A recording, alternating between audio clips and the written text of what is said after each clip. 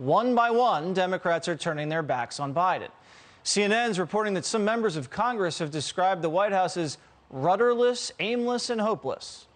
Ouch. There's a lot of frustration that they want more action out of President Biden. They feel like days, weeks go by, there's not enough going on to say that they're taking decisive moves to combat inflation. There is this sense that things are kind of out of control and he's not in command. What do we have to celebrate about America today? Damn, that's real. Gas prices high as hell, bread, milk, your energy bill. Yep, we can thank Joe Biden for all of that. Look, I don't blame Democrats for their frustration. I'd be mad too. This is the guy they put all of their hope in. Turns out he can't even ride a bike, let alone run a country.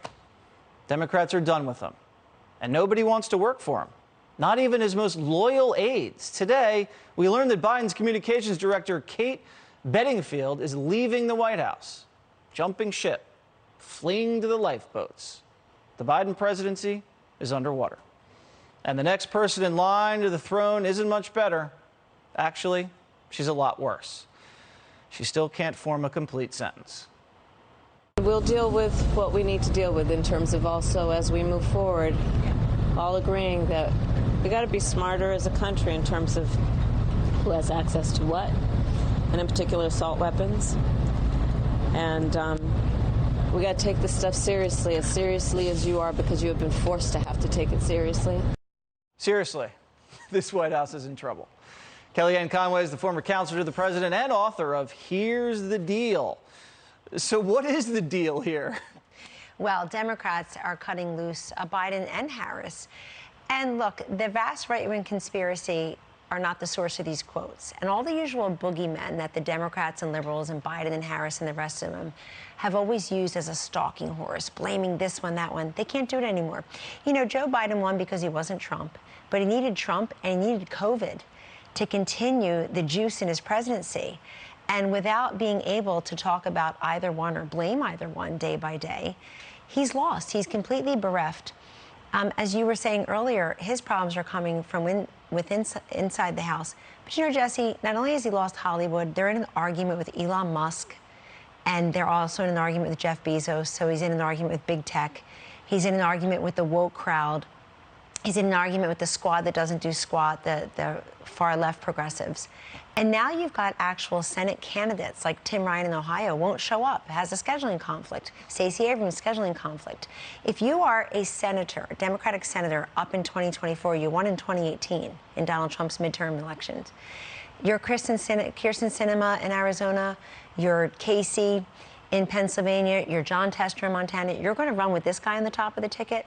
And so I think those blind anonymous quotes from consultants and congressmen in the paper are one thing.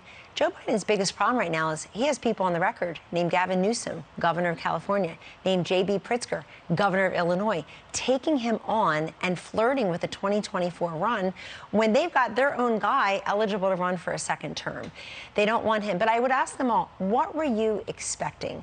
Why do you use words like action, alacrity, and urgency when you discuss and you address Joe Biden? What were you expecting? And as for Kamala Harris, she sat in Louisiana. Did you notice the word Louisiana was misspelled behind her? I did not know that. It was a metaphor for everything, and the first letters were L-O-U-S-I, lousy. And the I was missing. But they don't have confidence her either. Where are the stories, Jesse, that say Biden's out, but we can't wait for Kamala Harris, get her in there now? There are none of those stories. You know, I think the Democrats are racist and sexist. They don't want Kamala either. Shouldn't they have known that Joe couldn't cut it because it took so much work to bring him into the White House? They needed help from big tech. They needed help from COVID. They needed help from the big media. He could never stand on his own alone.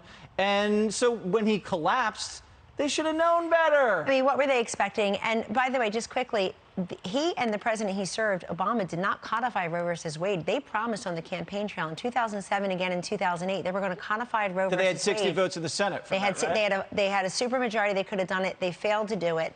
And we should have listened to Barack Obama when he said, Joe, you don't need to do this. He doesn't have what it takes. Yeah, well, they were busy bailing out the banks. Yes, they were. Kellyanne Conway doesn't need a bailout, can stand on her own. Thank you so much. And can ride a bike.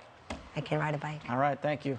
Hey, Sean Hannity here. Hey, click here to subscribe to Fox News YouTube page and catch our hottest interviews and most compelling analysis. You will not get it anywhere else.